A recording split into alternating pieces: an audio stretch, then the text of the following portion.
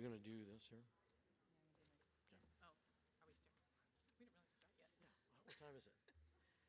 You still have 3 minutes. Everybody relax. Okay? You're not up here. Sit back and enjoy. Okay? Keep talking to one another. Okay? 3 more minutes. Okay. This is all I have to say. I can do it. So where's the flag? I didn't notice. It's right behind this curtain. Oh, okay. So if you turn that way. Yeah. If you walk.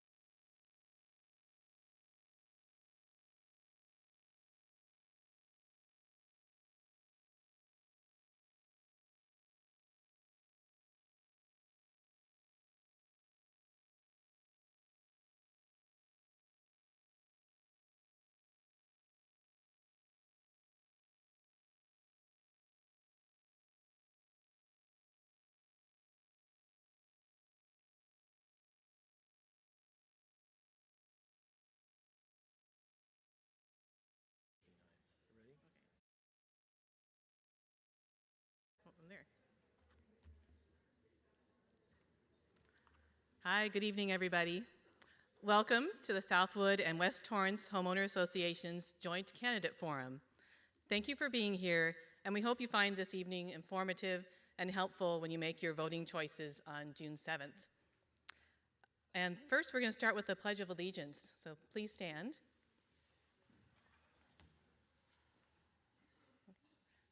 I pledge allegiance to the flag of the United States of America and to the republic for which it stands, one nation, under God, indivisible, with liberty and justice for all. Thank you. All right, so the agenda for tonight we're going to start with the candidates for mayor question and answer session. Following that, we will have 2 short presentations, one in favor of and one opposed to the local sales tax measure. And shortly after 8, we will start the treasurer candidates Q&A, and we'll end at about 8:50. So the forum is also being live streamed and recorded. So if you want to catch a rerun of tonight's episode, you can find the link posted on the website for Southwood HOA and on the Facebook pages for both West Torrance and Southwood HOAs. And I just also want to take a second to thank Jackie Eklund and Melanie Drake, the West Torrance HOA board members that helped out with this forum tonight. All right, now I'd like to introduce your moderator for the evening, Ed Candiotti. Ed currently serves as the chair of the Torrance Park and Recs Commission, and we are also lucky to have him on the Southwood Homeowners Board as well. Ed? Thank you, Lori. Is that for me or for her? Or is that for both of us? Okay, good. So she's already explained the timing situation, and one of the things that we do ask is that please, we want you to respect the candidates, and we want the candidates to respect each other, and so we want this to be a great evening to remember and to help you make your final decisions for June 7th, okay? So what we're going to do first is we're going to start with our first question, and the question is as follows. Oh no, excuse me.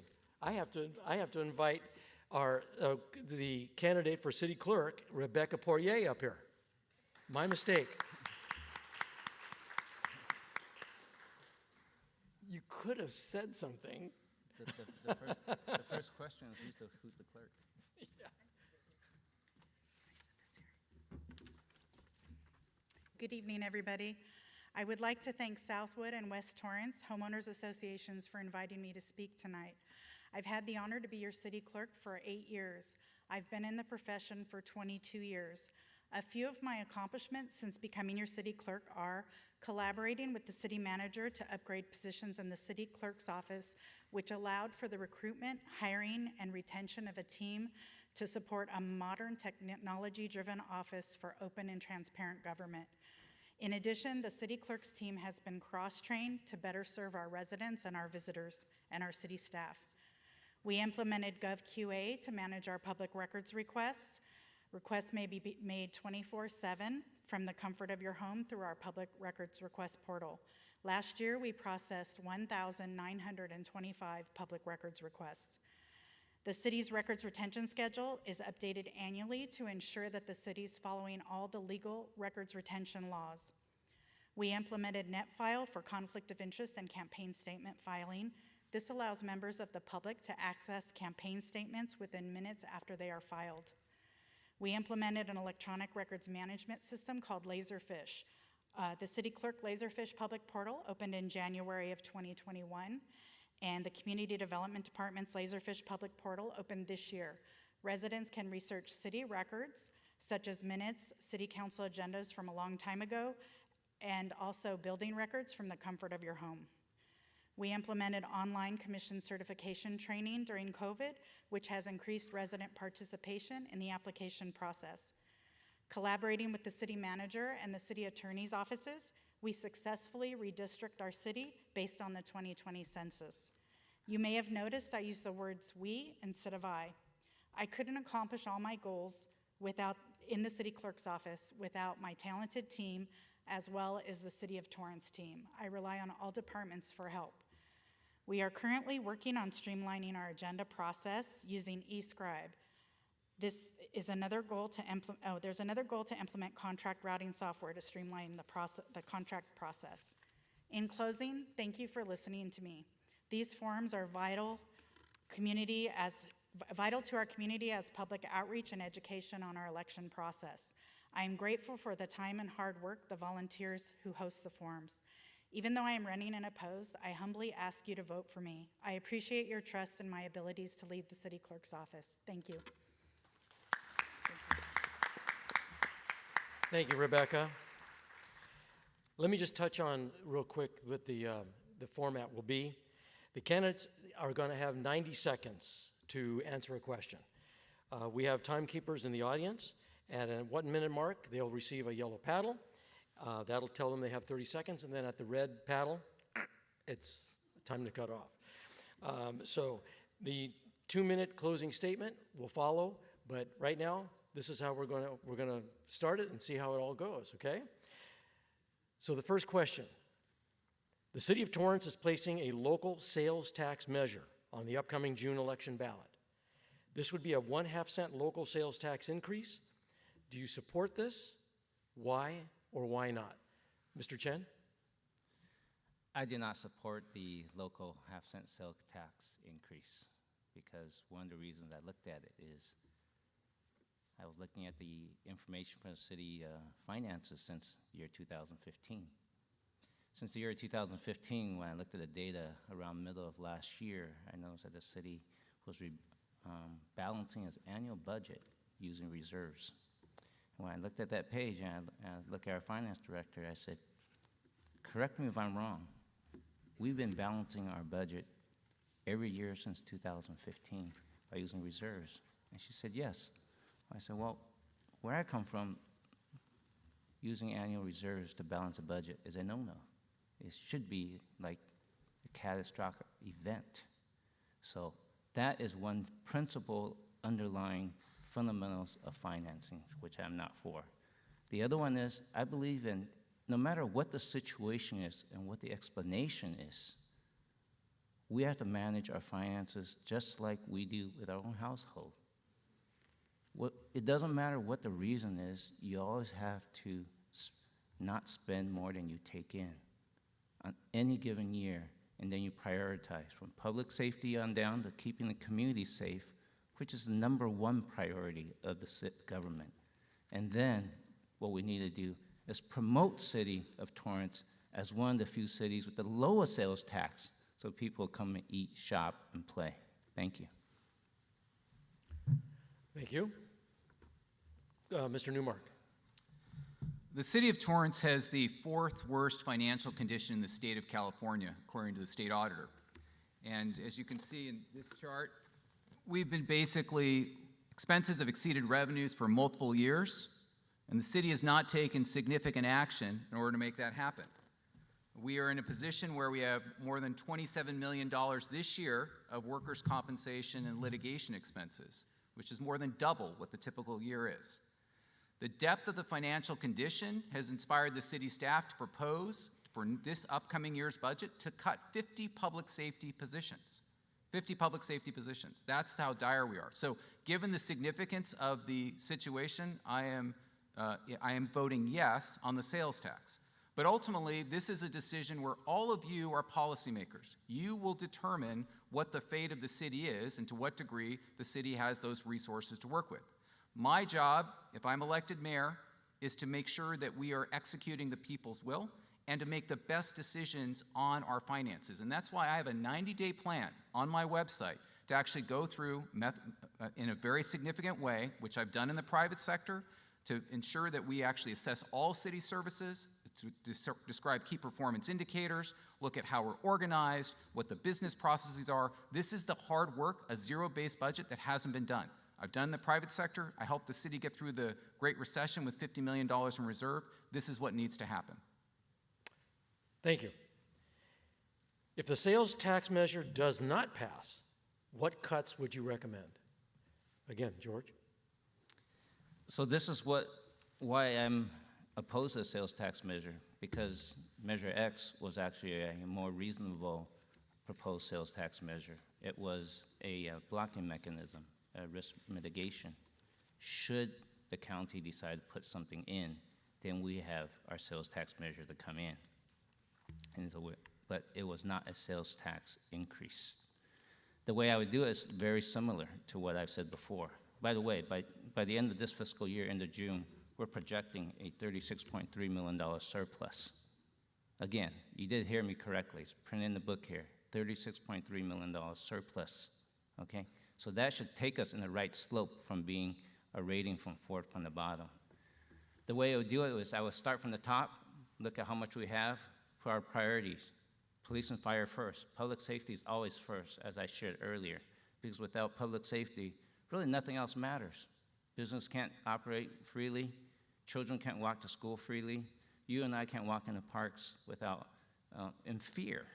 So public safety is always number one. The other one is a bottoms-up review. And I had that experience a week ago. I talked to someone that worked in a library. She said, we got too many layers of supervisors on top of supervisors, supervising supervisors.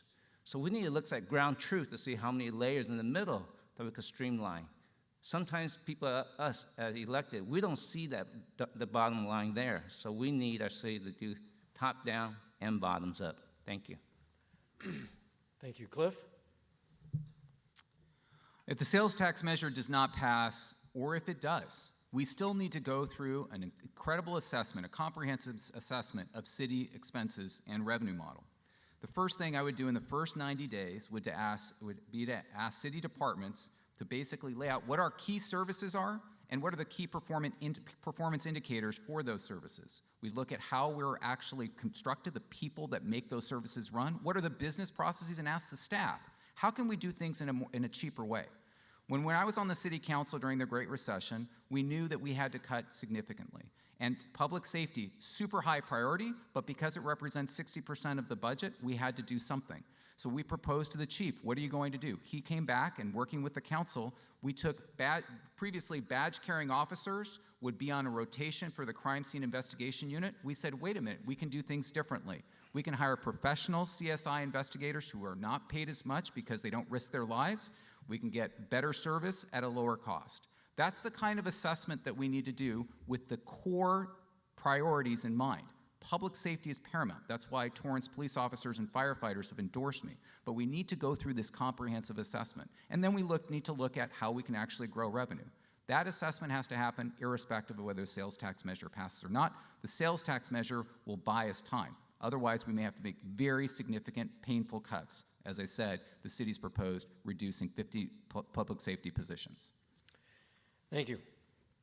Now, this question's a little longer, So here we go. Beach Cities Health District is in the process of getting a conditional use permit for their massive development project that borders West Torrance and is in the Torrance right-of-way. The project would construct a 100-foot tall, 7-story structure on a 30-foot hill, damaging views, privacy, character, and health safety for the West Torrance residents and Towers Elementary School.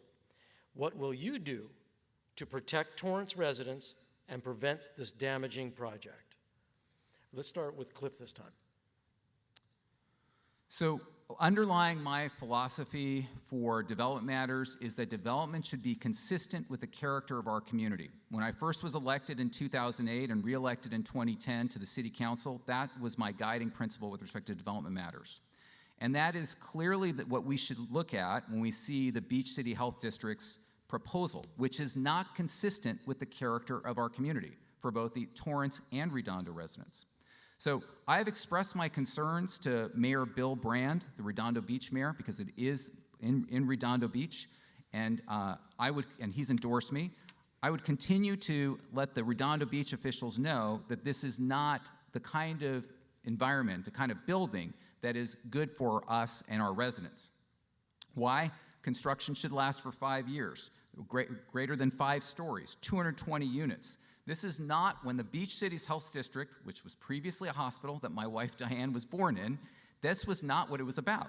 It was about basically health, not necessarily senior housing. So I pursue all avenues, including potential litigation, to ensure that we can continue to have developments consistent with the character of our community.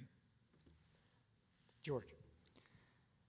So the Beach Cities Health District, I actually have had conversation with Mr. Bockley a couple of times to share some of my opinions, even though my opinion is merely an opinion from a Torrance councilman, and ask him to look at it.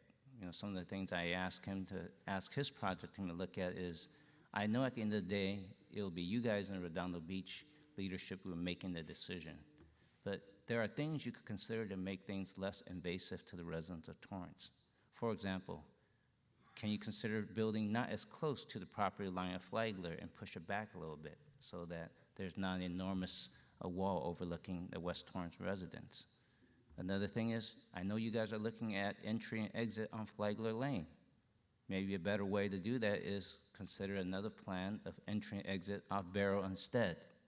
Then the other thing is, support our city staff in making the comments as one of the cities that has an impact to this development.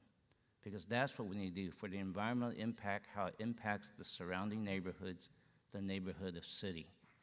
And then when it comes to, should sometime they want to ask for an easement for Flagler Lane, that's one area where we have a knob we can turn, whether we decide to give them an easement or not.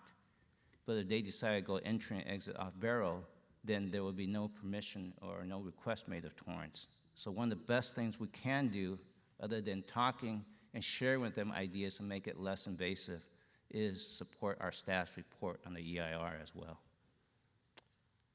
Okay, thank you. The next question, do you support Torrance's anti-camping ordinance and promise to closely monitor it to ensure that there is no sleeping on public streets and sidewalks? George, go ahead. Absolutely. I'm the one that fully support the anti-camping ordinance. As a matter of fact, if you watched the council meeting last week, I wanted Chief Hart to clearly articulate the ways and the process that the officers will enforce the anti-camping ordinance. Because if we can't enforce the anti-camping ordinance, then our process and our current plan of developing the tiny homes near the courthouse, the police department, would be for naught. One of the main reasons, if the only reasons for the tiny homes at the police station is so that we can enforce the anti-camping ordinance. Because so many of our police officers and fire department, if you look at their data, at least 60% of their visits and call is a goodwill call for the homeless population. And then they already know all the people who's going to refuse help. So we have to have this anti-camping ordinance.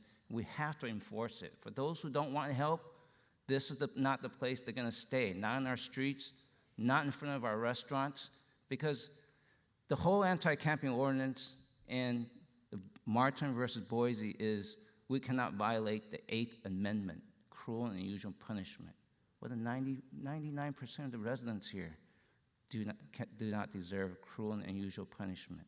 For those who need help, we will offer them the services they need to get them off the streets into permanent housing. If you don't want help, you can't stay in Torrance. Thank you. Cliff?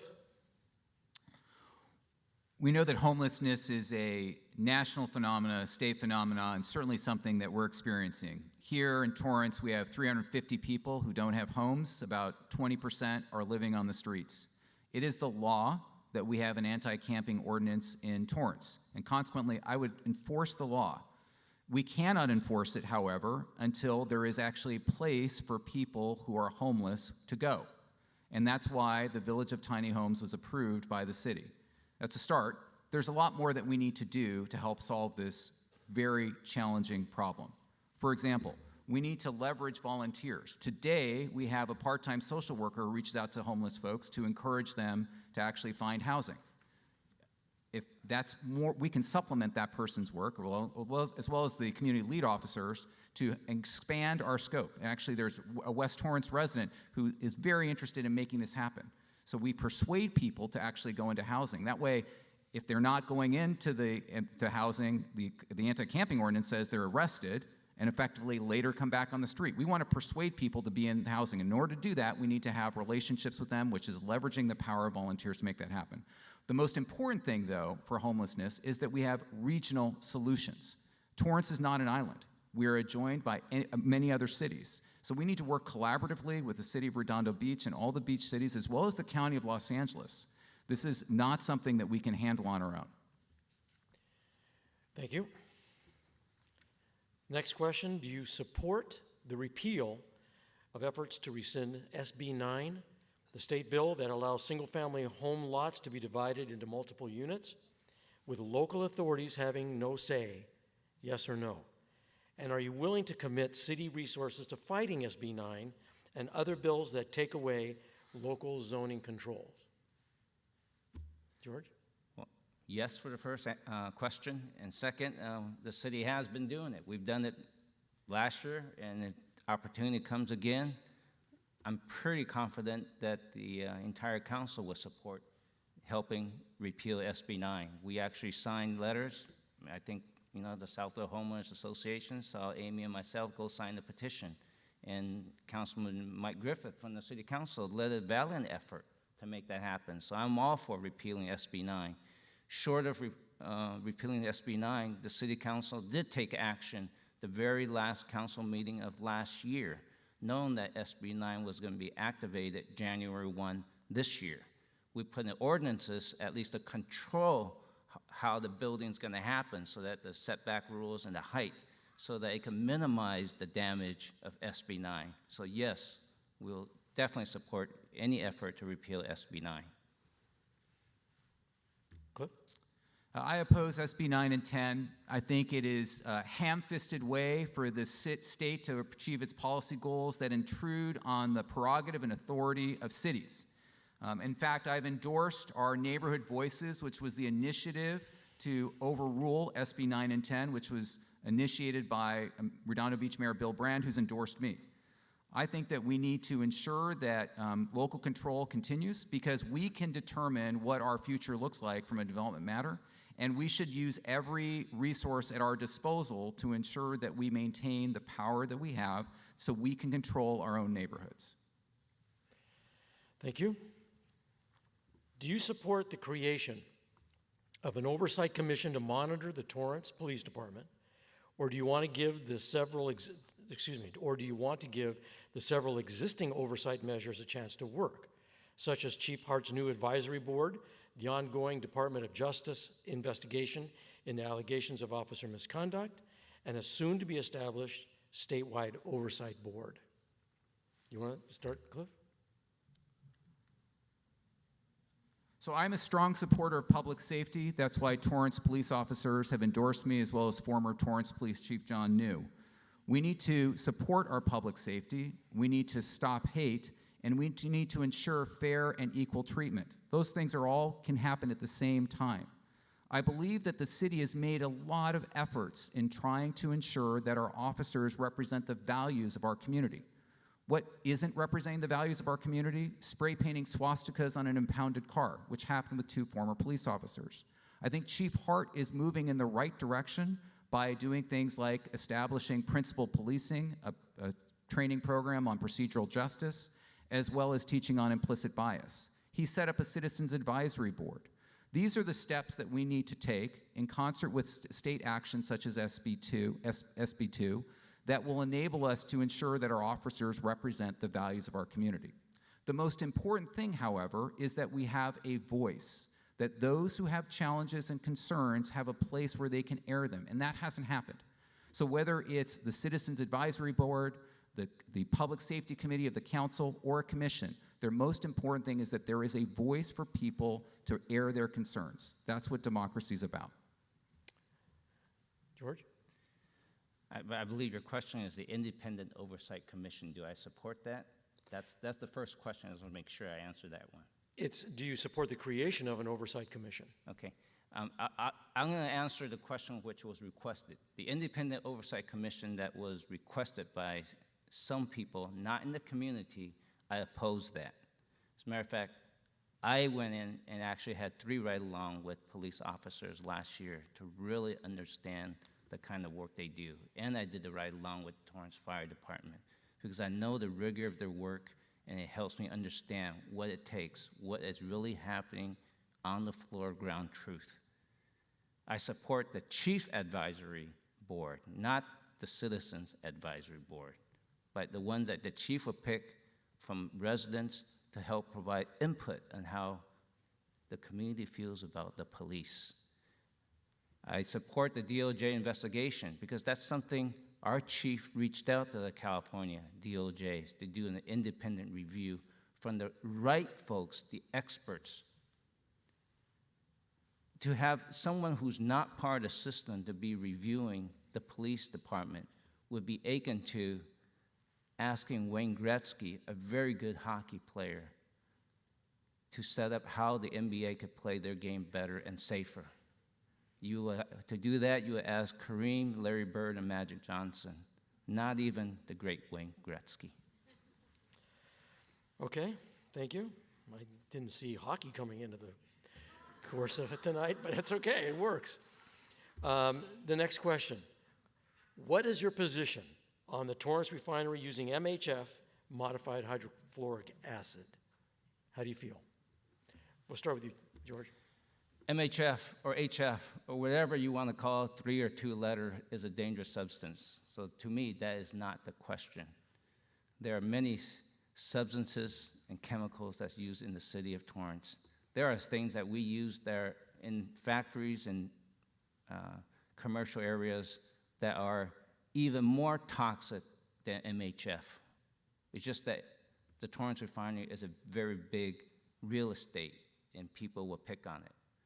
The way I see it is AQMD and the OSHA are the 2 regulating authorities of, do you have a safe operation or not? Do you have the right risk mitigation steps in there or not? I went there and looked at the refinery and looked at all the risk mitigation steps and the potential of an MHF blowout. As soon as the MHF has an occurrence, the risk mitigation steps are in addition to the alarms, is the sprinkler system comes on. The water vapor come out, hits the gas, and immediately it comes down to the floor. It mitigates the risk. OSHA has determined that it's safe to work within the fence line of the refinery. If 2 regulatory authorities has determined it's safe to operate for the employees within the fence lines, I believe it's safe enough for those of us outside the fence line. So I think it's a business decision, and it's really not the city's decision on that part. Thank you. Cliff? Public safety is a paramount responsibility of local government, and the city's strategic plan has called on the assessment of alternatives to modified hydrofluoric acid because of its dangers. And there are alternatives: sulfuric acid, solid acid, But the city does not regulate chemicals. It's barred from regulated chemicals. Those are regulated by the South Coast Air Quality Management District and the US EPA. The city should advocate for the updated assessments of these alternatives. The Norton report is one of the things that happened about 5 years ago. We should update that. And we should urge the regulatory bodies to use their expertise, their scientific and technical expertise, to ensure the safety of our community. That said, what the city should be doing is rigorously monitoring the practices of the refinery. And the city meets regularly, about monthly, with the refinery staff. And I would insist that we actually look at the data and the ability for them to consistently follow their procedures to ensure the safety of our community. We need to focus on what we have power over, which is to ensure that the safe practices are continuing at the refinery. Thank you. This, we'll start back with you, Cliff, on this one. I'm trying to go back and forth a little bit, just to be fair. An environmental review of the Metro C line, which is the green line, extension to Torrance, is underway. They are considering 2 alternative routes. Route 1 would use the existing right-of-way along the Metro-owned railroad tracks. The alternate route would run down the middle of Hawthorne Boulevard south and join the railroad track at Hawthorne and 190th Street. Which alternative do you prefer? So I was on the council when we actually voted to institute the Torrance Transit Center, and our rationale for that was specifically to align with the Metro Rail route. So consequently, I continue to be supportive of the route along the existing right-of-way. That is, I believe that's the most effective way of executing what will be a very great opportunity for us to bring transit throughout Southern California and the South Bay so that we can take the metro to the airport. That's the route of way that I would recommend. Okay. George? The way I look at it right now, the experts looking at it and see the traffic and environmental impacts, I think the default path, as opposed to going down Hawthorne, is the better way. I think Hawthorne is pretty much crowded as it is, and if something happens around Hawthorne, you talk about MHF is bad, I mean, Hawthorne could be worse, and these are mechanical movements. What are the risk mitigation steps traveling down Hawthorne? So I think, in my opinion, going down their default path is best. Even though I'll confess I'm not an expert in traffic engineering, but this is just common sense 101. Okay.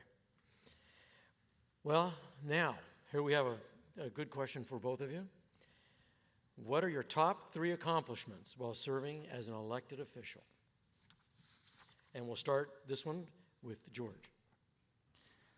There are a few accomplishments. Accomplishments as a public official is very difficult because the things we need to do, we really need to collaborate with our colleagues, and we need the magic 4 votes. But there are a few things we can do that doesn't require votes. I'm going to pick something up very quickly.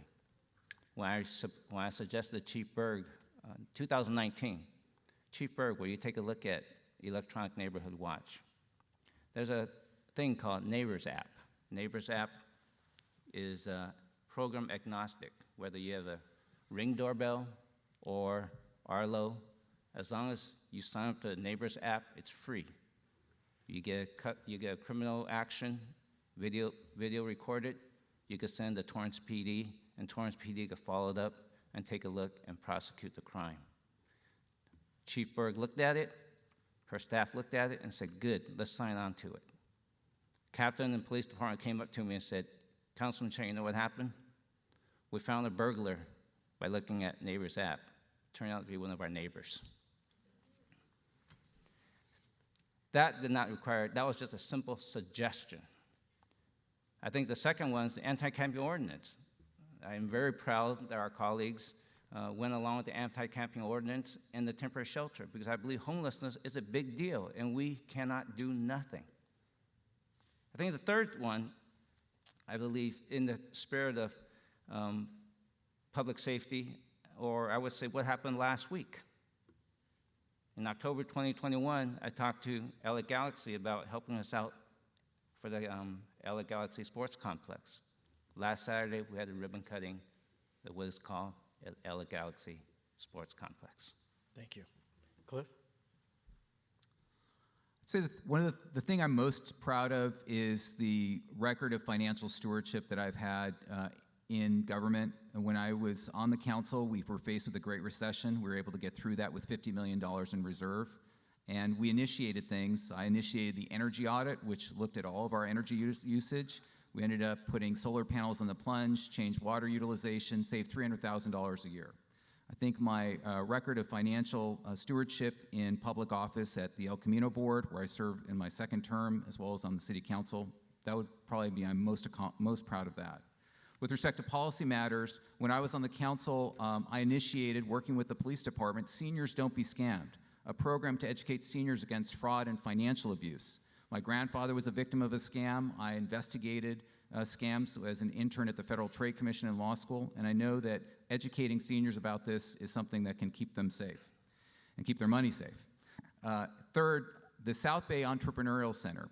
When I was on the council, I worked very closely with the business community. I was the director of Leadership Torrance, which is the program of the Torrance Chamber, and we knew that there was opportunities to help startup businesses. So I catalyzed the program called the South Bay Entrepreneurial Center, which used mentors from accounting and law and legal experts and others to provide assistance to startup businesses. And that's part of the ecosystem of supporting businesses in our community, including the El Camino Center and the Workforce Investment Board.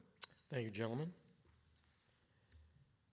There are a number of projects that will come before the council in the next year or two, like the 20 acres that Sears sits on, the Gable House Bowling Alley site, the corner of Carson and Del Amo Circle, the land east of the Del Amo Mall on the corner of Carson and Madrona, and possibly the Rhodium Drive-In site in North Torrance. All of these will include housing as a major part of the development. What are your thoughts on that kind of a progress? Go ahead, George. I'm sorry. That's a lot of sites we're looking at. The city has an updated review of the current housing elements that's going out for community review that's showing how we're going to meet the demands and requirements that the state is asking us to put housing in. So what that means is these are the areas that are potential for developers to go and develop housing. Now, with respect to the areas you shared about, Ed, I believe every housing project development that will come before us will go through the EIR, it'll go through the Planning Commission, and they'll come up for a recommendation to the council. And the way I see it is not one size fits all. We really have to look at the geographic location. And I'm trusting that the staff will help us do that review with respect to traffic, noise, infrastructure. Do we have enough? Then we also got to look at where it makes sense. For example, on Carson Street near Cabrillo, a couple of years ago, we approved the mixed-use development there. You know, it was very arguable during that council meeting, should we do it or not? And for that particular case, I did vote for mixed use because I think that's a hybrid movement that's possible. The other thing is we need to look at the traffic impact to big development to really see what 21st century traffic really is. The big Lameda apartment complex at Lameda and Crenshaw. You know, with more and more people are less commuting during COVID, and we really need to see in the future traffic, is it as bad for residential or not? Cliff. I think that the face of Torrance will change over the next few years, just like Torrance has continued to change. You know, we used to have strawberry fields here. Actually, the drainage was so bad that people would have canoes in downtown Torrance. So we've come a long way in terms of our development. But that said, the development needs to be, as I said before, consistent with the character of our community. We need to go through the steps. We need to go through the process with the Planning Commission, going through the environmental impact report and all of those measures, consistent with our plan. One of the things that I think the city's done is moving in the right direction is they have a downtown revitalization plan, which actually looks at combining commercial and residential so that we can actually achieve that more balanced city. Those are the analysis that we should go through, we have to go through, listening, of course, prominently to all of you. You're the ones who are going to be impacted. We need to make sure that we're listening to all of you as we make these decisions. Thank you. We'll start this next one with Cliff. Given the recent issues at the police department, there could be potential liabilities in the $75 million to $150 million range that might not be covered by insurance. What are your ideas on how to deal with this financially? Yeah, I mean, I think this is the main issue in the campaign, is how are we going to solve our financial challenges in the city? Number one, our revenue model has changed. Back in the day, when I used to go to League of California City meetings, they used to say, oh, you're from Torrance, you're from a rich city, because we had a lot of sales tax. Well, we don't get as much from sales tax from online shopping as we do when people who shop at the mall. Second issue, utility users tax. There's about 6.5% that we all pay on our utility bills. That used to generate a lot of revenue to the city when we had more heavy industrial companies. We actually generate less from utility users tax today than we did in 2008 when I joined the council.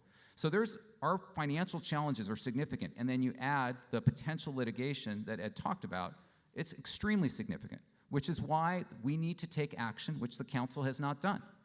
We are not in a good financial situation. The projections for this year, the surplus for this year is $14 million in the general fund, and if you take out the one-time money from the federal surplus, that's $12 million, and you take out the fact that we've got 130 vacancies, including dozens of public safety vacancies, we are in a very precarious position, which is why I'm voting yes on the sales tax and why we need to do a comprehensive assessment. The most important thing, though, is to send a culture of cost reductions, and that's why I am proposing suspending health insurance benefits for the mayor and council and city-paid dinners before council meetings, because it sends a message to the residents and the staff that we're serious about reducing costs. George? Well, you know, this is actually a more difficult question than one might think. Most of the public don't know when we talk about does the council take action or not. The way it really works when you're in the council is the staff actually does a study and gives us recommendations for the council to take. Very seldom does any of us elected has a new novel idea. Very seldom. Now, the other thing is with respect to the police and the risk. Remember, at the beginning of 2021, our city had reserve on the order of $581K. And I just shared with you our high confidence projection at the end of this fiscal year, which is about 2 months from now, would be $36.3 million. So we got to continue the discipline of the action. These were recommended actions staff gave us for the cut that allowed us to have this type of surplus within 2 months from now, which should be reported. Then the other thing is risk. The chief is already standing up. He's already asking the California Department of Justice to review how the police operates. And there are county reviews going on already. He is setting up the chief advisory board. The thing is, the balance we gotta take is we can't get in a position where the police officers are afraid to enforce the law because they're afraid to get sued. And that's why I led the no confidence resolution of DA Gascon last year, which we had a 6-1 vote. Thank you. George, we'll start with you on this one.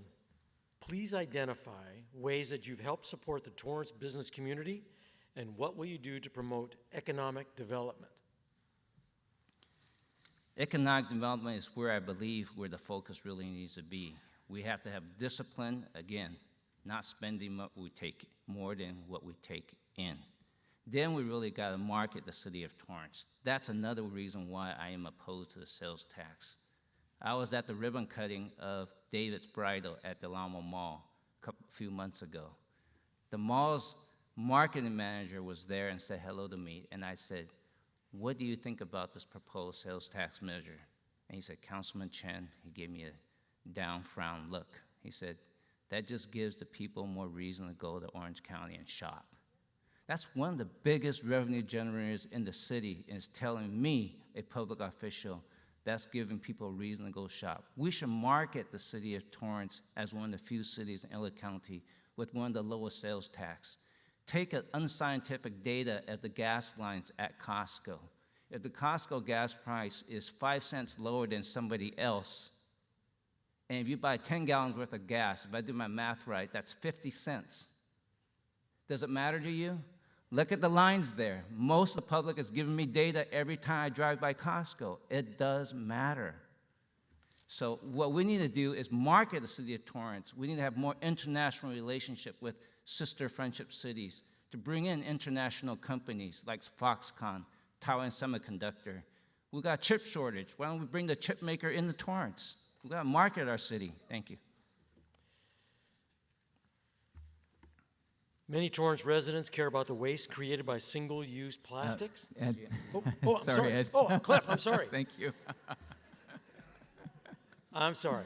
No problem. Cliff, would you like to answer that question? Yes, thank you Would so you? much. I appreciate that. Please, Thank please. you. Yeah. The floor is yours.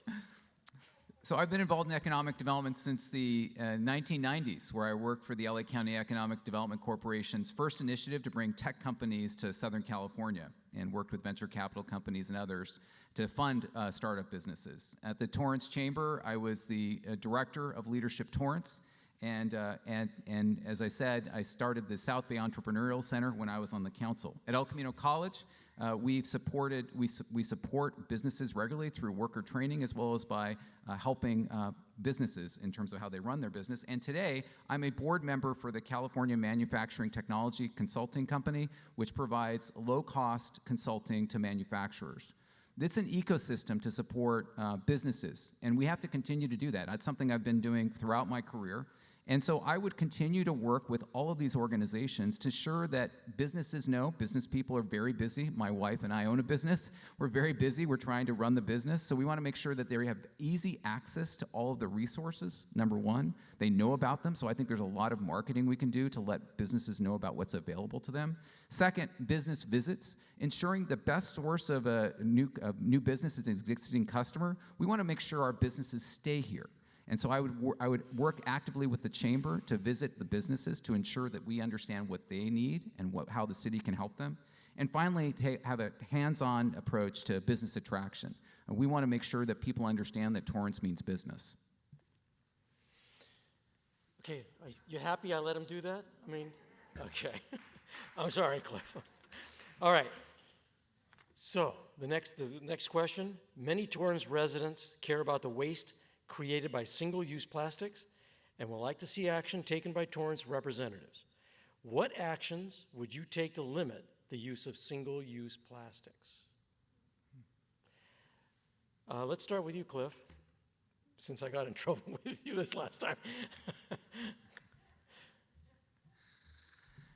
Yeah, plastics are everywhere, aren't they? Right? You ever hear that, the graduate? Plastics. Yeah. This audience will remember that. Not so much the high school audience. Yeah. Unfortunately, it's everywhere, including in our oceans. And actually, they've done studies that recently found that it's in people's blood, microplastics. I think that but I would prefer to focus on education first, to ensure that our business community understands, especially on the use of whether it's plastic bags or plastic straws, that they understand how they can actually help improve the environment and improve our health. Working with the chamber on educating businesses on these tactics would be the first step I would propose, and then see how that uptake can happen. Because like I said, I've worked with the business community throughout my career, and I think that's the first step that we need to take. Thank you. George? My opinion is this is more of a question on the environment in that area. I actually don't think the city should do any regulation on single-use plastic. I think the city can encourage folks how to conserve, just like conserving water. Well, I'm born in Taiwan. This is one of the few countries in the world that what my father told us when we came to this country is, you could drink the tap water. Do you know how great that is? At home, I don't drink out of a plastic bottle. I turn on the faucet. Can you imagine we could promote, we got clean drinking water right out of the faucet? Not every country in the world can do that. Why don't we do that? Use your reusable cup at home. That will cut down on plastic and the environment. Very similar to those who want to promote electric cars. Zero emission. but we got to give the folks practical data. We talk about the front end of electric vehicles.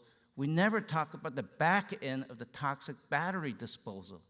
I believe we should give the people the data. Tell them water is safe to drink out of the faucet. Drink it. And I believe we will reduce a lot of plastic. Thank you. I think we have time for one more question before we give you a recess for the evening. We get to come back? No. There are people waiting for those tables. You said recess. There seems to be some confusion regarding the city's reserves. Mr. Chen has said that they exceed $20 million, and Mr. Newmark says there are no reserves. Can you explain your positions on this, George? I will be happy. This is the mid-year budget review. For those of you, this is online. Go to page 54, upper right corner. 36,277,155. I did not make up the number. I was just reading the report. Every time the finance director has a budget review, I have a very detailed review. And it's all written here. So I'm not making up the number. I'm just reporting the number. And then you see the facts and data, and you make the decision. Thank you. Cliff? Thank you for that question. So this is a chart of the city's reserves. And you can see that we've had consistently used reserves. The council has not taken significant action to balance the budget, and therefore the reserve levels have continued to go down. This last chart right here, the last year, if you look at the annual comprehensive financial report, you will see that in terms of what actual reserves was there, about 10 million. There was popped up by about one-time funds, 12 million from the federal government, a couple million from the transit center and other things. Now, what the city's general fund reserve, it's important that people know the difference between the general fund reserve and the overall city budget. You can't use trash funds to pay for police officers. The general funds is a separate area. And if you look at the city's report, it's online, you'll see that the surplus for this year is 13.8 million. But what's leading to that surplus? It's $12 million from the federal government. We have a structural deficit. $12 million from the federal government. And by the way, 130 vacant positions. There's 130 vacant positions. So if you were to take that into account, the city's actual, if you were to, those are all one-time issues, right? The vacant positions, presumably we want to hire police officers to protect us. If you take those into account, we're actually at minus 8 million for this year. That's what the revenues minus expenses yields for the general fund. You can ask the city staff for that, as I have, and that's the fact. Well, that's the last of the questions. So what we'll do now is provide each of the candidates 2 minutes for closing remarks. And we'll start with you, Mr. Chen, please. All right. Well, thank you for taking time out to attend this candidate forum. Tonight gave you an opportunity to determine who will represent you in years to come, one whose vision and values most closely align with yours. Thank you for your trust in electing me as your councilman in the last 2 elections. I've been working hard representing what's best for you. I will continue to apply my breadth of experience, taking a vision and putting a plan to action to create a vibrant tomorrow, not just for us, but for generations to come. So we'll be leaders in the 21st century. I have the experience to put new ideas and technology into everyday use for a safer community. For public safety, we integrated the electronic neighborhood watch via Neighbors app to capture videos of crime in action. We adopted the anti-camping ordinance and standing up temporary shelter to address the homeless. We initiated year-round coyote trapping, and we provided services to our community during COVID-19 pandemic while helping our businesses operate, such as outdoor dining, financial aid, in addition to providing vaccinations. I have the vision to capture opportunities to bring in higher paying jobs into Torrance, such as creating the technical workforce for the newly established Space Force. Taking the opportunity to benefit from the upcoming 2028 Summer Games for our youth while generating revenue from visitors. I initiated a meeting with LA Galaxy in October 2021, culminating in last Saturday's ribbon cutting of the LA Galaxy Sports Complex.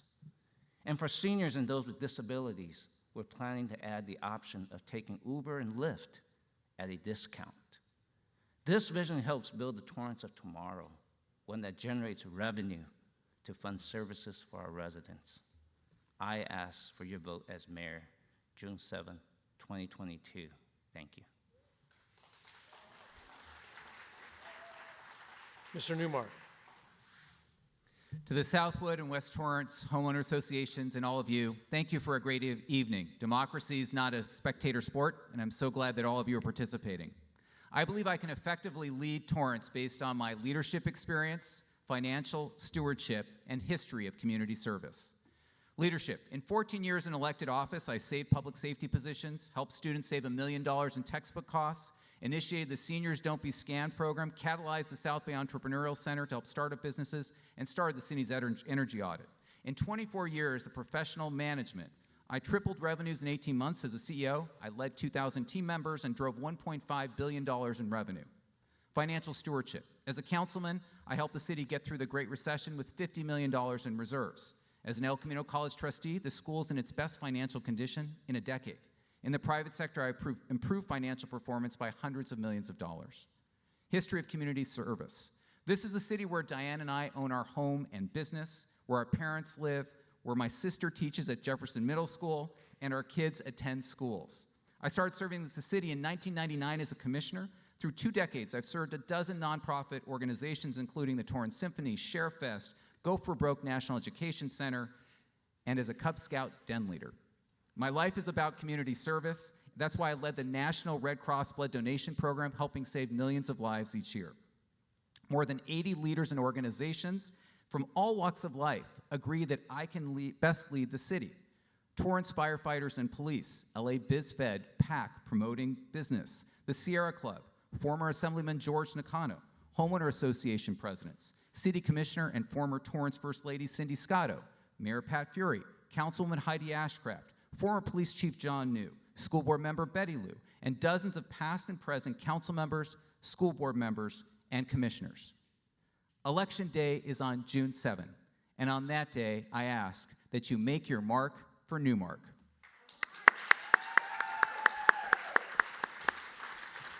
Thank you very much. Thank you, audience, too, for participating and being fair to me. But the next thing that's going to happen is we're going to have 2 speakers doing the pros and cons for the half-cent sales tax increase.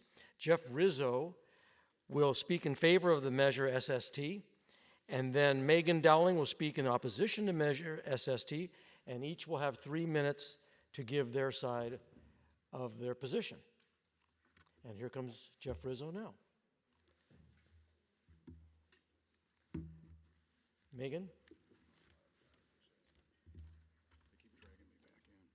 I know. I had nothing to do with it. Yeah, I'll tell you. Okay.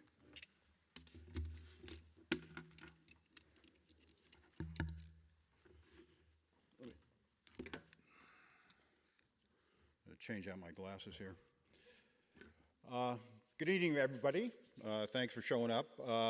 I am former Councilman Jeff Rizzo, but before I get into my comments here, I'd like to thank the Southwood and West Torrance Homeowners Association for holding the forum tonight and for allowing me to speak in support of the Safe, Strong Torrance ballot measure, also known as Measure SST.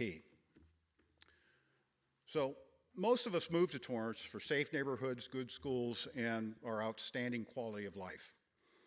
Together, we faced great challenges, like the pandemic, and a budget deficit that now threatens essential services that we all count on.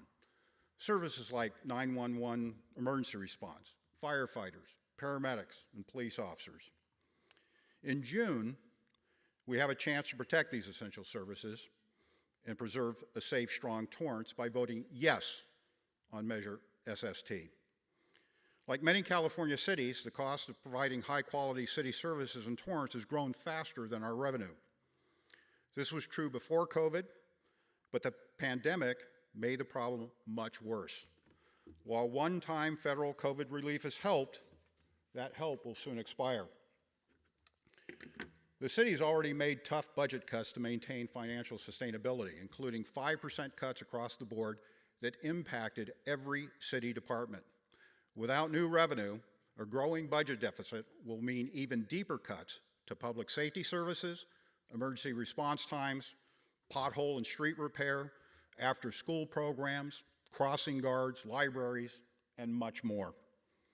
In February, the city voted to place Measure SST on the ballot to provide locally controlled funding for local needs. If approved, it will increase Torrance local sales tax rate by 1/2 cent and generate approximately $18 million per year that can only be used here in our community. Measure SST is modest and brings Torrance sales tax in line with neighboring cities. As an example, it adds just 50 cents to a $100 purchase. And essentials like groceries and prescription medications, they're exempt. We in the city of Torrance are one of the few cities in Los Angeles County not already collecting a locally dedicated sales tax. As a result, most of your money paid in sales tax goes to Los Angeles County and the state of California. Voting yes on SST means that 100% of the 1/2 cent increase comes back to us. It's your money coming back to you to invest in your community. And it's just not your money. Visitor shopping in Torrance will also pay the local sales tax, helping offset the cost of city services. Now, Measure SST has some mandatory taxpayer protection built in to ensure funds are spent as promised. All funds must stay local to support Torrance city services, and LA County and the state can't touch Measure SST funds. There will be public disclosure of spending, annual audits, and an independent citizens oversight committee required by the measure. In May, look for your ballot in the mail and join me, our local public safety leaders, business community, current and past elected officials, longtime residents and neighborhood leaders, and vote yes on SST to keep Torrance safe and strong. Thank you.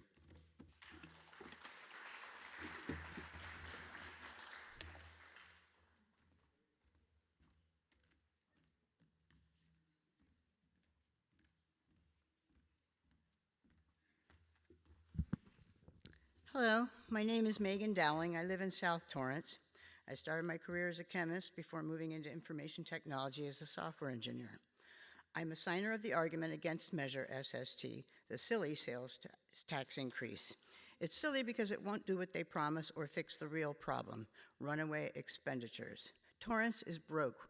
We are number 4 overall and number 1 in future pension costs on the state auditor's list of financially distressed California cities at high risk of bankruptcy. Current pension payments are 15% of our $322 million annual income. They're expected to rise to 22% by fiscal year 2028. This is after we sold our street easements to pay down our pension debt. Excessive pensions are bankrupting Torrance. For 5 years preceding the pandemic, revenues grew 2.6% while expenditures grew 3.8%. With the pandemic, revenues have declined, but expenditures continue to grow. Only temporary federal bailouts keep our city solvent, and those end next year.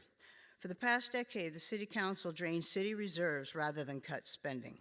Now Torrance only has $8 million in operating reserves left, enough to pay for 10 days of operating expenses.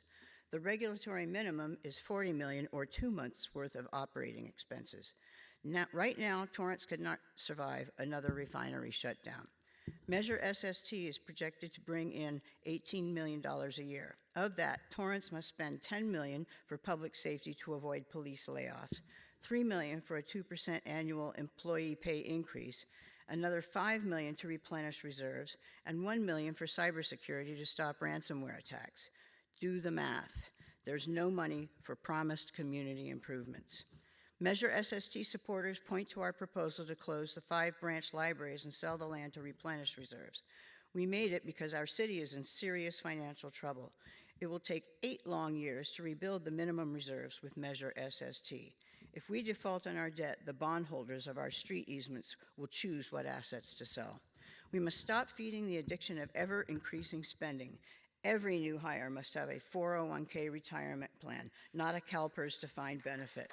There can be no more hires like former Police Chief Eve Irvine, who was allowed to keep her defined benefit pension when hired, transferring responsibility to Torrance when 95% of her service was to and should have been paid by Manhattan Beach. Administer tough love. Vote no on Measure SST.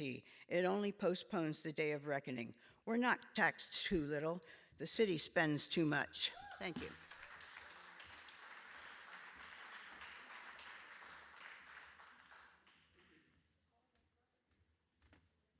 Thank you, Jeff and Megan. We're just going to take one quick minute to get set up for our next group of candidates. So if you want to just take a quick stretch or throw quarters up on the stage, feel free to do whatever you'd like to do.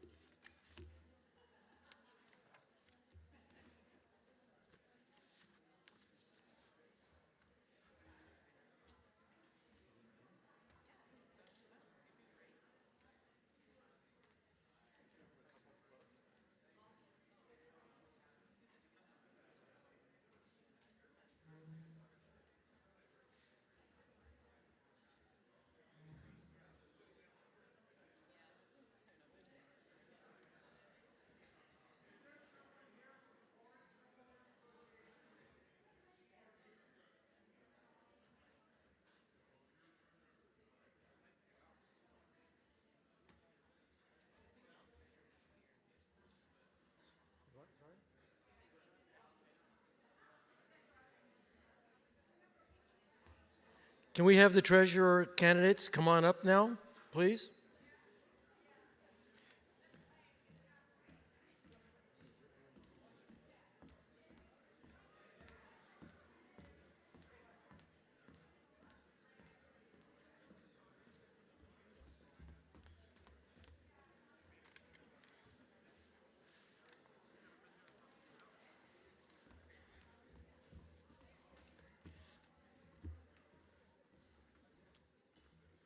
I didn't say hello to you. Good to see you. Okay. Oh, okay.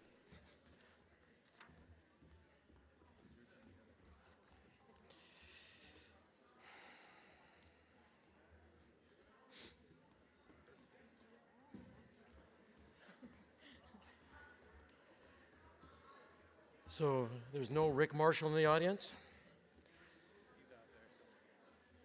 Rick? I don't know. It's him. Well, there's only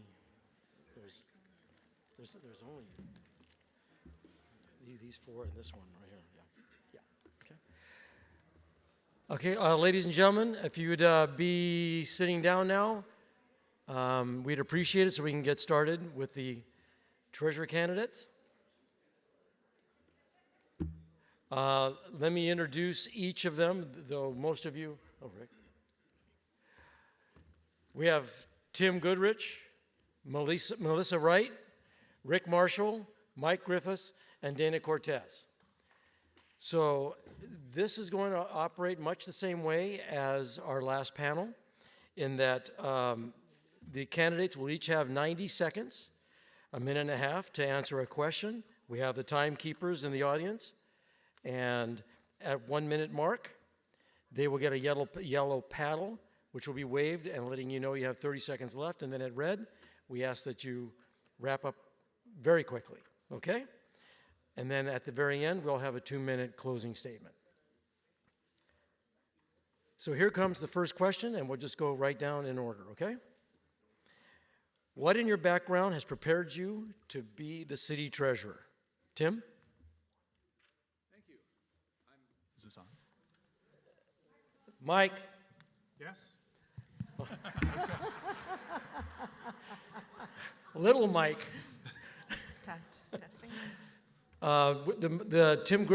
Tim's microphone is not on. It is now. Okay. Okay. Thank you. Starting over. Perfect. Okay. Go. Well, good evening. I'm former Torrance council member Tim Goodrich, and I served the city for 7 years, where I accomplished a great deal, and I'm proud to have improved our city during that time. By day, I'm a risk manager and an investor. But to be honest with you, I don't think there's a single person sitting at this table tonight that is qualified to be the next city treasurer. And the reason for that is because it's a highly specialized position. Very few people, short of people that have C-suite experience doing the job, are ready to step into this role. And I think for that reason is why 2 out of the last 3 treasurers have screwed up and cost the city millions of dollars. So we have a choice. We can increase the pay substantially to, say, $250,000, where we might attract somebody that is qualified for this position. And even then, let's say they're not a good campaigner and somebody with no experience, because there are no qualifications for experience right now, they could still win. Or we can reform this position and make it so that after we do an independent audit, like I'm proposing, to certify that all the checks and balances are in place, we can make this an oversight role like many other local cities have done, and then cut the pay, which I propose to do, and make a recommendation to the council to do so, ideally within the first year. Thank you. Thank you. Melissa? Like Tim mentioned, the qualifications are actually just to be a registered voter and live in Torrance. I hope you want more than that from your treasurer. Though a portion of, or a large portion of the job includes finances, or all of his finance, but investments, that's where most of us out probably are lacking. And I was concerned about that when I thought about taking this position. But I looked into it, I've asked all the questions, I know I can do it. I did start out in high school and into college majoring in accounting. I've held a lot of finance positions, both paid and volunteer over the years, including being the chief financial officer for the last 15 years for an electrical contracting business, as well as our Seaside Homeowners Association, which is now the Seaside Neighborhood Association during my time, for the last 5 years as the treasurer. So I have the financial background, but mostly I have the willingness and the really need to serve the Torrance and really want to do this position. And I will do whatever it takes to do whatever jobs it ends up being. Thank you. Thank you. Rick? In my background, I currently serve as the Chief Financial Officer of the California Taxpayers Action Network. We're a grassroots organization that exposes waste, fraud, and corruption in government spending. We save your hard-earned tax dollars and make them do what they were intended for. My background is I'm the only candidate who has led a recall effort against our city treasurer for not doing her job. I understand what a treasurer's job is. I oppose Measure SST, the silly sales tax. In fact, authored the argument against that's in your sample ballot. I wrote the argument against Measure J, the city council plan to make the office of city treasurer appointed, because I believe we should have an elected treasurer. My background, I guess I want to disagree with what we've heard now. I think we're ruled by too many experts as it is. I think it's common sense is what we need.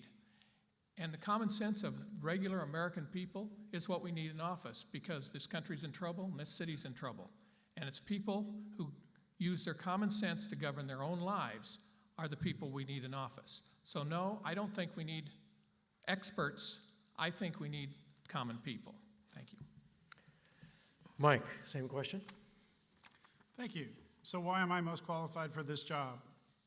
Experience, dependability, respectability, and integrity. My experience comes from 15 years as a CEO and chief financial of my own multi-million-dollar computer business, which I grew and I successfully sold. Managing the finances of the company as well as the employees has given me the skills needed to manage the treasurer's office and duties.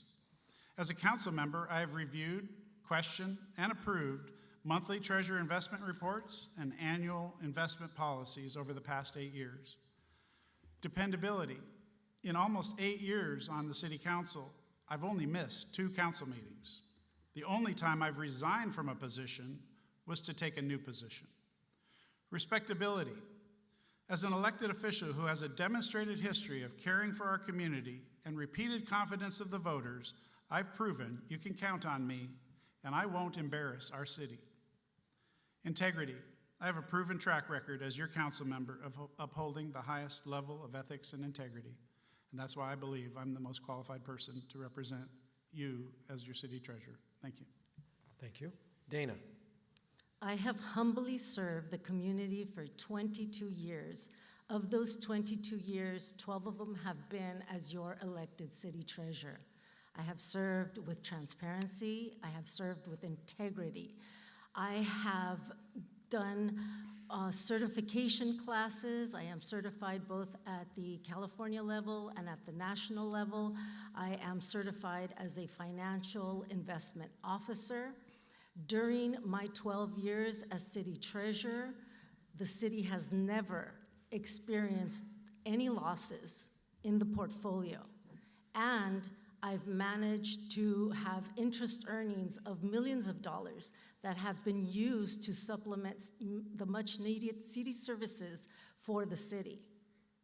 I want to continue to serve this incredible community, and that's why I believe that I am the most qualified individual for this position. Thank you. Now, Rick has already alluded to this next question, but we'll give it to everybody. The City of Torrance is placing a local sales tax measure on the upcoming June election ballot. This would be a 1/2 cent local sales tax increase. Do you support this? Why or why not? Tim? Are we going down the line, or? Yeah, we'll just go on, start. Do you want me to start? No, it's okay. Tim, go ahead, start. We'll just make it simple, okay? I've already screwed up twice. I'm gonna try to keep this as clean as possible. So Yeah, please, but- you but, start. Let me Okay. take his position. He shouldn't have to start first every time. Okay, you know what? That's fine. I'll Melissa- start first if you No, want. no, Tim, Melissa, go ahead, you start. Okay. Am I going? Yes, please. Hello. Okay, something that wasn't really mentioned much in the discussion before about the sales tax measure is the thought that if we don't put on a measure, that the county can put on a measure and we would get next to nothing of that. This way, if we have a sales tax increase, we keep the money. If we don't do it, there's a good, almost 100% chance that the county soon will be increasing our taxes. This way they can't if we do it for them. I don't like sales tax increases. I don't like any type of tax increases. However, I think safety and police and fire is most important in my community. I know things are costing a lot more than what we are bringing in right now. Yes, we need to cut the budget, but having a little extra to get us going would be so wonderful, including, oh, never mind, my time's up, but thank you. Yes, I oppose Measure SST. I think I'm one of the few up here that do. And I do because the day of reckoning has arrived, and we cannot get out of this by just increasing our sales tax. It's too little and it's too late. First of all, the city of Los Angeles also has a 9.5% sales tax.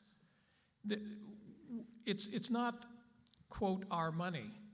That they're not going, the county is not going to raise their tax when the city of Los Angeles is below that. They will take way too much money, and the city of Los Angeles wouldn't accept that. But as you heard in the argument against, the problem is our pensions.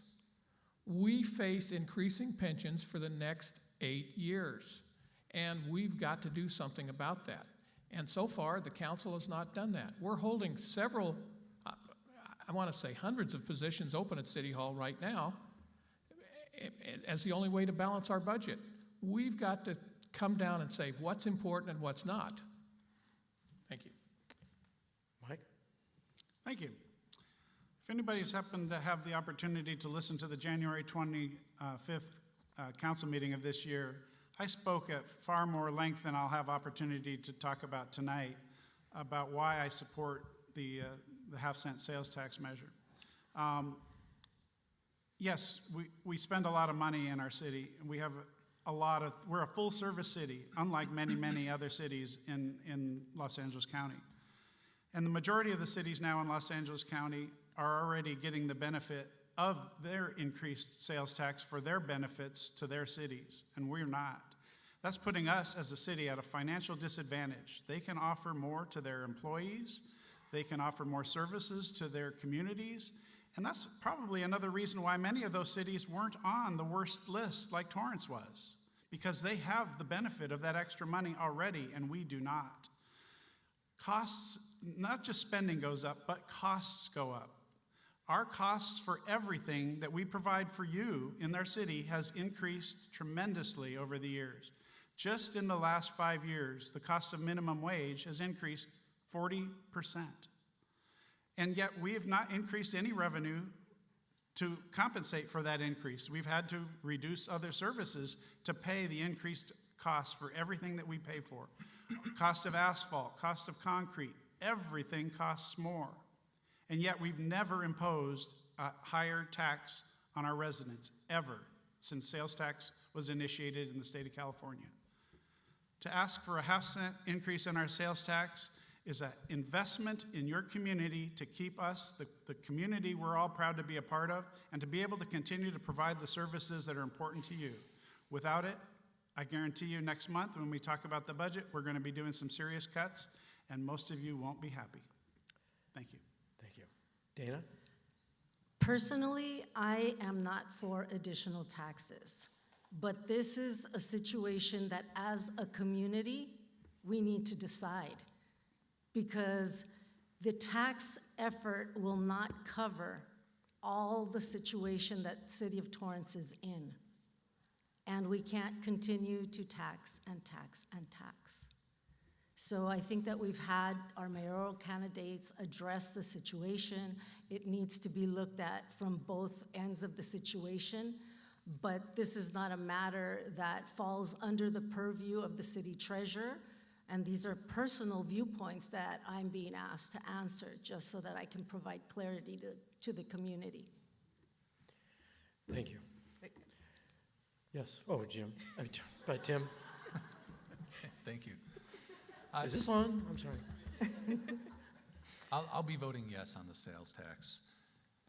The problems that have led to the deficits are structural in nature and most often beyond the city's control. We're being strangled by the state and by changing trends in society. For example, 2 of the 3 largest sales tax generators in the city, utility users tax, as Cliff Newmark mentioned earlier, those revenues are down because people are paying less in utility users tax. Also, because of the shift towards online sales. The city of Torrance, every time you go shopping online versus a brick and mortar, receives less money in return. So keep in mind, try to patronize your brick and mortar stores locally here because we'll have more sales tax right here in Torrance. So these are structural problems that are going to continue to get worse over time. We've already made numerous cuts in the city.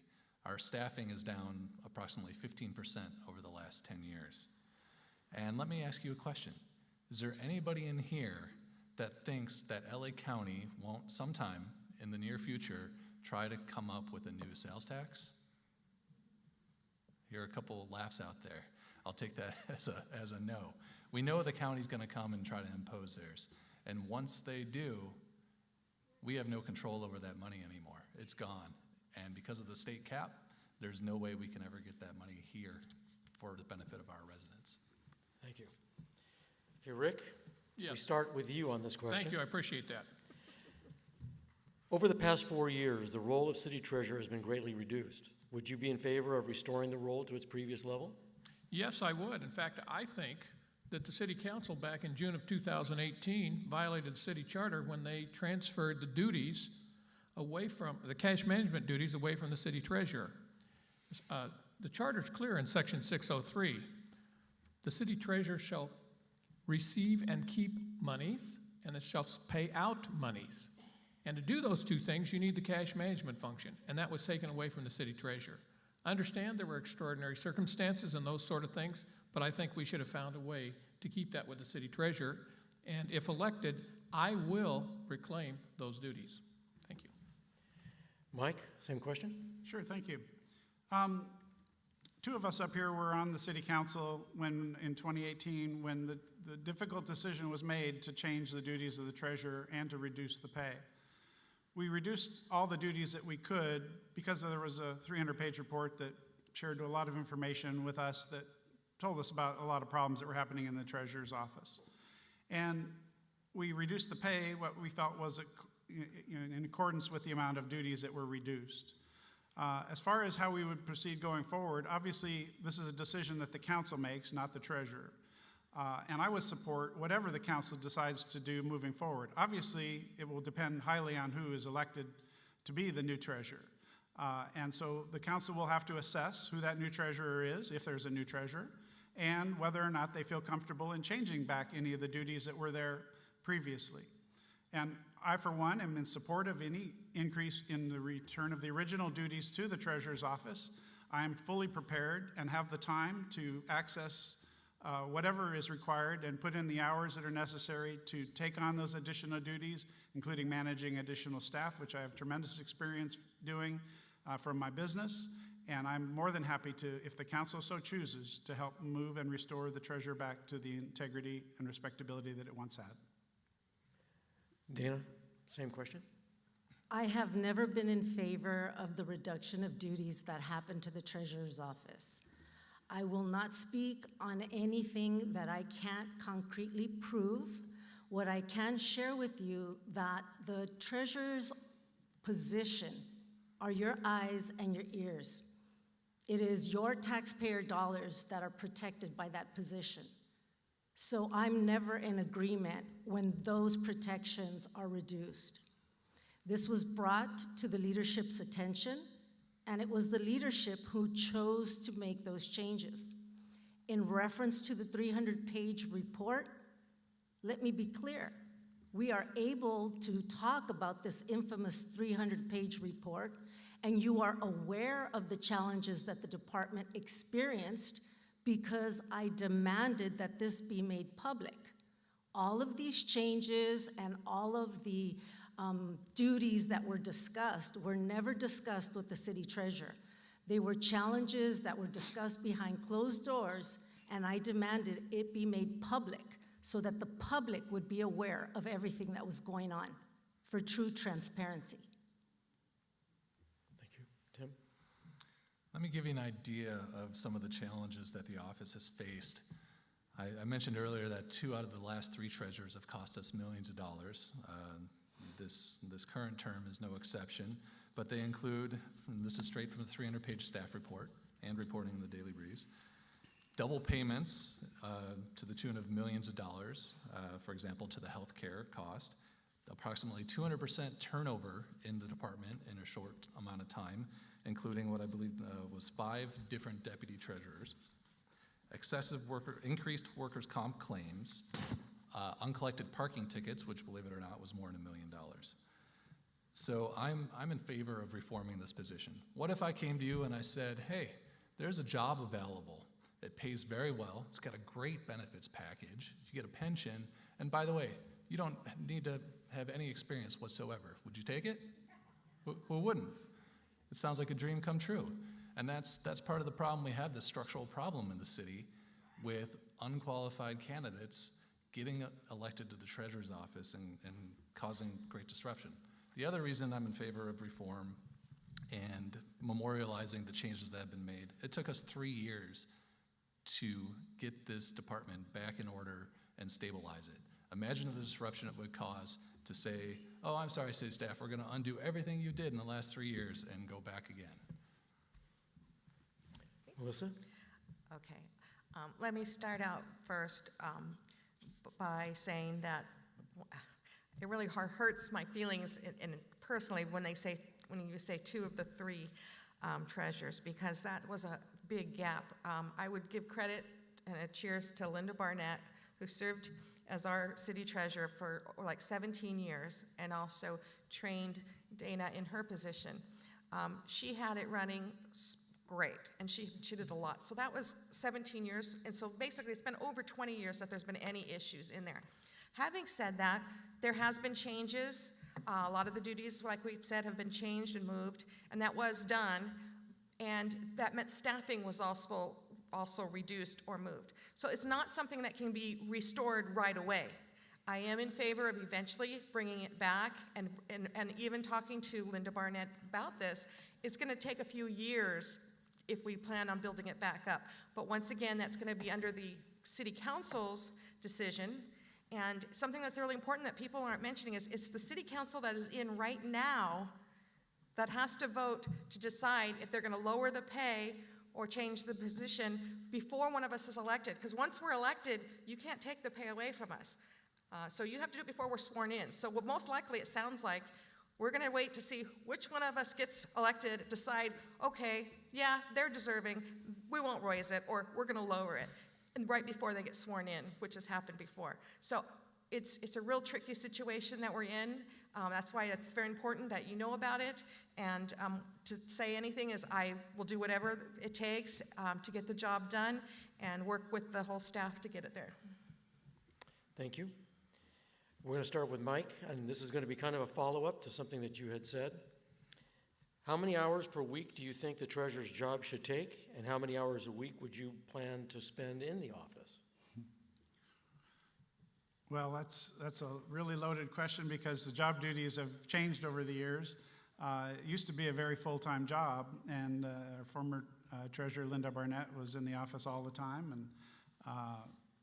And then when the duties got changed, all of a sudden, treasurer wasn't in the office at all, and I'm not sure all the reasons for that. And still to this day, we seem to have no active response from the treasurer. Certainly, the bar is pretty low right now, and I would definitely want to be in there quite a bit because there's quite a bit to take on. This is a position that needs to be reviewed, it needs to be analyzed, it needs to be ensured that the right people are doing the right things. There's currently the deputy treasurer who is supposed to be a member of the treasurer's office has resigned. So there's no other member in the treasurer's office. So that's number one that has to be dealt with, and it's hiring a new deputy treasurer to help out in the treasurer's office. I'm prepared to take whatever number of hours is necessary to do this job. And that's something that I'm really proud of. I want to continue to serve our city. I don't have any other employment. I'm fully able to do the best possible job for the city and give it as many hours as necessary to do the job right. Thank you, Mike. Dana? With the reduced duties, I would say that during any given week, you're probably working about a 20-hour work week, but it depends and it varies. The position requires for you to be available when funds are available so that you can be watching the market, so that you can properly invest the taxpayer dollars and be able to get bonds at the right place, right time. But it fluctuates. And the only reason that now it's become a part-time job is because that's what council chose to do, was to reduce it. And therefore, that's why they reduced the pay by 50%. Now, let me be clear to the community. I've continued to do this job even with all the reductions because of the fact that I care for this community. This is where my 4 daughters were raised and were given the opportunities that they had. So I'm devoted to the community, not for a paycheck, because I legitimately care about this community. Well, I don't think any of us challenging for the seat know what we're going to find in the treasurer's office. I can say things are running much smoothly now that staff has taken over much of the responsibility compared to before.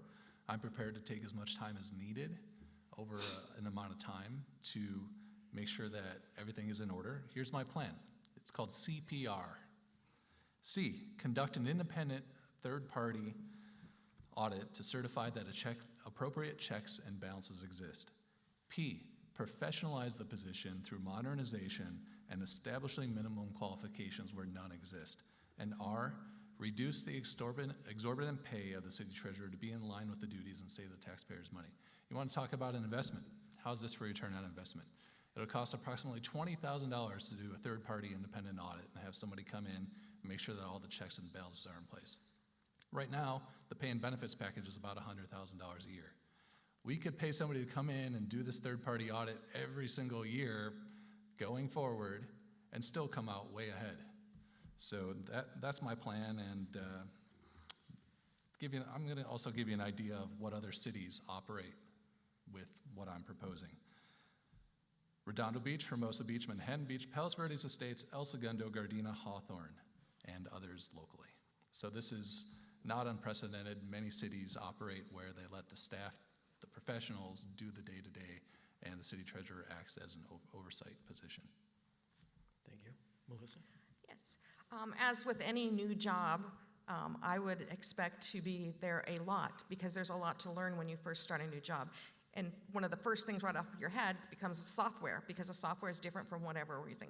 But there's a lot to this job that we would need to know, including what the qualifications are going to be.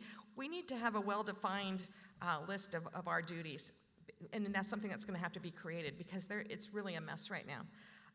As far as transparency, I want to really work on the transparency so that you know, or we know as a community, if there's a problem or something great happening. For example, I've been looking at the treasurer's investment reports and such for the last 8 months and going over them, and they're supposed to be out every month. Well, we're at the end of April, and we don't have even February and March's yet. So if everything's being done, where are those? So those are the kind of things I want to know. If before I vote for someone, I want to know that they're doing their job, and if you're not, how am I supposed to let you know? So I think really the transparency is a big thing to me, to let's get a report out every month on how we're doing. So, yeah. Thank you. Rick? One of the beauties of going last is there are no good ideas left. But your question was how many hours? Yeah. This job is going to be anywhere from a part-time job to a full-time job. That will put you anywhere from 4 hours to 60. It's one of these things that it is in the hands of the council now, and we'll have to figure out what those duties are. But I just want to say that the duties that I want to see restored are in the charter. And the council will need to grapple with that issue if I'm elected treasurer. I also want you to know that if I'm elected treasurer, it will probably stay a part-time job and the pay won't go up. And that won't be because of anything of my expertise or anything. It'll be just because that I got elected. So if you want to keep the treasurer pay down, elect me. Thank you, Rick. Dana? What is your specific plan on how to manage the city's extensive portfolio? I've been doing it for 12 years, and you need to be prepared to make sure that the cash flows are reviewed constantly so that there's always ample money available for operations. Once that's been met, then you want to make sure that you're diversifying the portfolio so that you're protecting the taxpayer dollars, and there's many, many ways to do that. And then at that point, you're looking at your rate of return. While it is important, the other two factors are truly the more important ones, your cash flow and your diversification. Thank you. Tim? Well, I'd like to sit up here and say, yes, I'm going to do a bunch of investments that are going to bring a 10% return, but it's just not possible. And the reason for that is because by nature, and I think we can all agree, we do not want our city taxpayer money being essentially gambled with high stakes investments. So the criteria set forth, the rules are such that the investments that we can invest in, typically they're returning us about 1%. And that's also because they're short term. The shorter the term, the lower the yield. So there's not much that a city treasurer can do to say, like, yeah, I want to increase the returns. One of the things I would do is take a look at the banks and the service providers that we use to make sure that we're getting the best possible service from them and that they're acting ethically, and also that they're competing to get our business. Okay, Melissa? Yes. I think the question was more about managing our extensive portfolio. Mm-hmm. One of the things that I was concerned about was investments and saying, well, how much, what is this going to entail? And it's really nice to know that we have some very strict guidelines on what we can invest in, even for how long we can go out for pay and things like that. So it's nice to know that it's not a single person, me, being the one that makes the decision.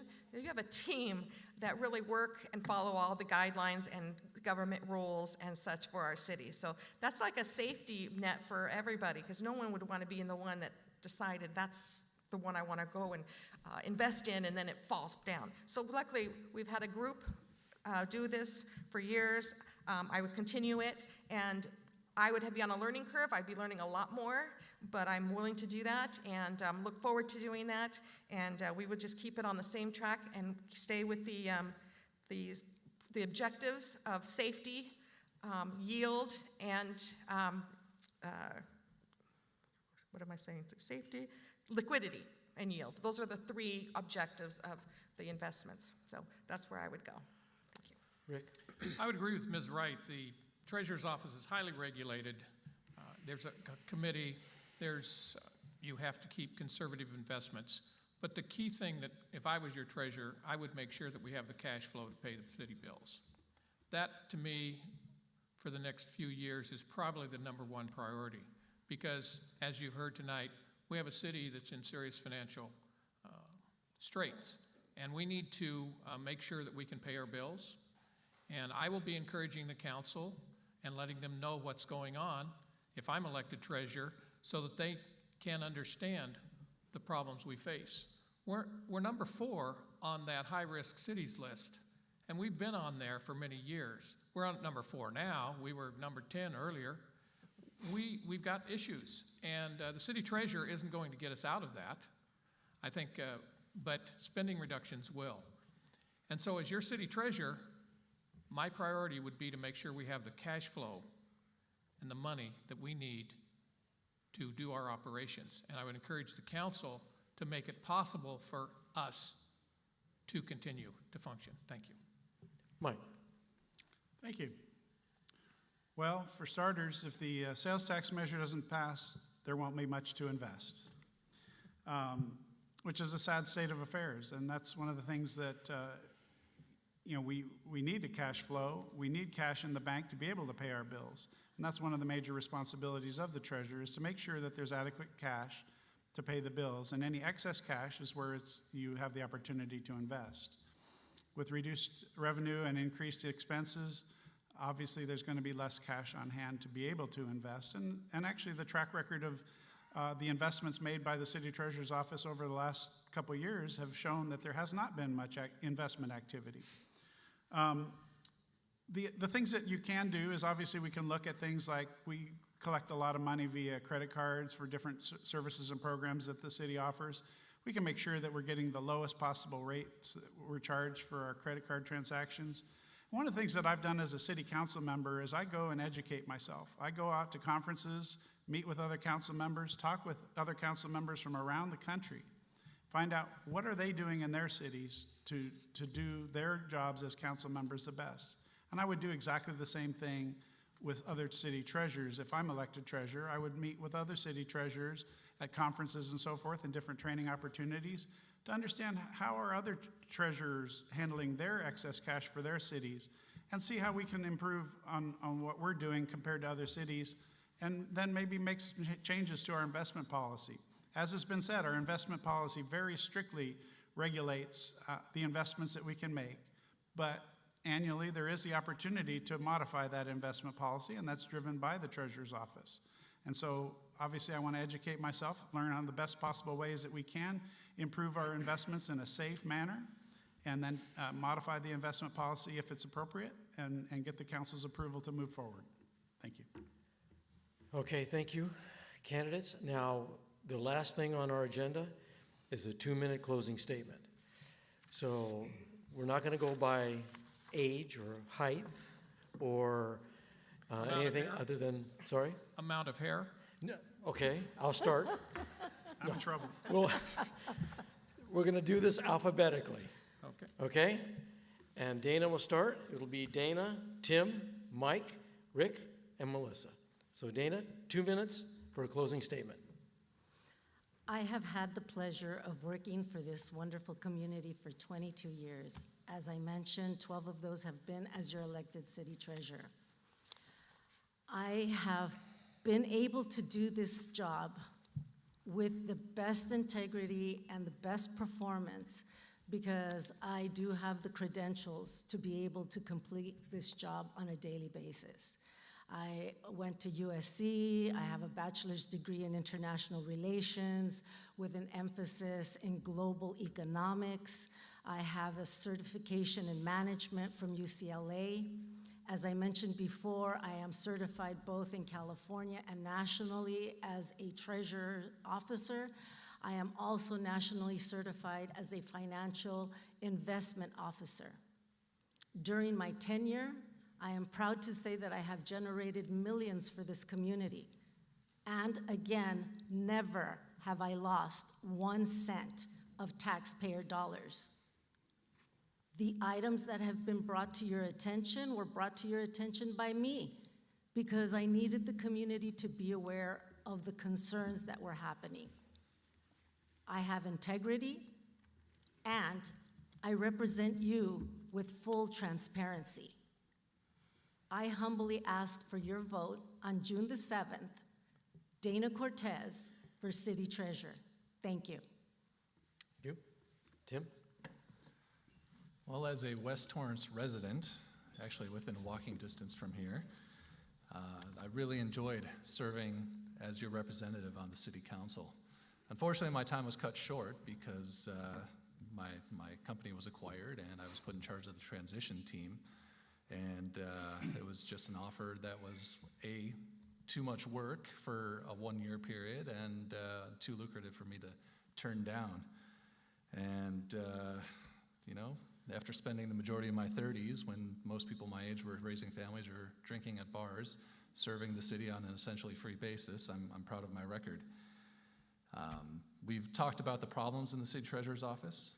We've talked about my plan to fix it, the CPR, the conduct a third-party independent review for checks and balances and establish minimum qualifications and reduce the exorbitant pay. Talked a little bit about my background as a risk manager and an investor. I didn't talk about my education. I've got a bachelor's in business administration and a master's in public administration from USC, where I was a city and county management fellow. So using my background and qualifications, I want to reform this position and make it work once again for the people of Torrance and make it work in the same way that many of our surrounding cities have successfully made it work. I just want to give a shout out to my 6-year-old son who's in the audience tonight. I think he's the youngest member of our audience, and I gave him homework at the beginning, and I said, I want you to pay attention to the mayor's candidates and tell me who you think has the best answers. And about halfway through, he said to me, Dad, I don't understand anything they're saying. So I said, that's okay. He says, I think I'm just going to do eeny, meeny, miny, mo. Well, it's a start, but I hope you make a wiser decision here tonight. Thank you for attending. To learn more about my platform and my background, you can visit timgoodrich.com. Thank you. Thank you, Tim. Mike? Thank you. I want to thank the Southwood and West Torrance Homeowners Associations for putting on this forum, and for all of you present here tonight for your concern about our city. Torrance currently has a treasurer that has failed us, and we cannot allow another term of the same. Just last Thursday, and even again tonight, she said, and I quote, that she has served with integrity and transparency. This is just not the case, as she has taken salary and benefits from most of the past 4 years and not responded to the needs of the city, nor explained her behavior to the city or to the public. Most recently at the council meeting on March 29th this year, she was requested to present her department budget and was a no-show, providing no response to inquiries by staff. And that's not my word, that's from staff. I've been the most outspoken council member about the ongoing issues in the treasurer's office, and taking matters into my own hands as a problem solver, I decided to fix this problem myself by running to replace the current treasurer, and I filed to do so in April of 2021, over a year ago. You've heard the 4 reasons to choose me: experience, dependability, respectability, and integrity. The treasurer election is more important than ever. Don't be confused by the many choices and the incumbent running as if there's not a problem. The current treasurer's campaign strategy is to have the uninformed voters choose the incumbent once again. All else being equal, the odds are in her favor, especially with a crowded field. Unlike City Council, where it requires a majority vote to do anything, the City Treasurer acts as the sole decision maker. You, the voters, must be careful in your selection. There is no runoff election. You only get one chance to get it right. I am overwhelmingly endorsed by city leaders because they know I am the best choice for our city. Seek out the most qualified candidate with the best record of representing Torrance, and you will end up voting for the second name on the ballot, me, Mike Griffiths. My list of endorsements is on the table in the back. If you want more information, you can visit my website, ilikemikefortorrance.com. Appreciate your attention. Thank you. Thank you, Mike. Rick, 2 minutes. Thank you. Thank you for coming this evening and listening to our presentation. I'd like to thank the West Torrance Homeowners Association and Southwood Homeowners Association for hosting this event. I'm running to be your city treasurer because you, my friends and neighbors, need a watchdog in office, not a lapdog for City Hall insiders. My service to our city includes 2 terms as a city commissioner. I served as vice chair of the Water Commission, and I've served as chairman of the Planning Commission. I have a degree in business administration. The office of city treasurer is a temporary grant of trust, not an obligation owed to the winner. It is a platform to serve, not a tool to acquire pension, health, or retirement benefits. As you choose a city treasurer, I'd ask you to consider these facts. How trustworthy is it to take a paycheck for more than 3 years and not show up for work? Our current city treasurer, Dana Cortez, did that. I believe taking a paycheck but not working is just plain wrong.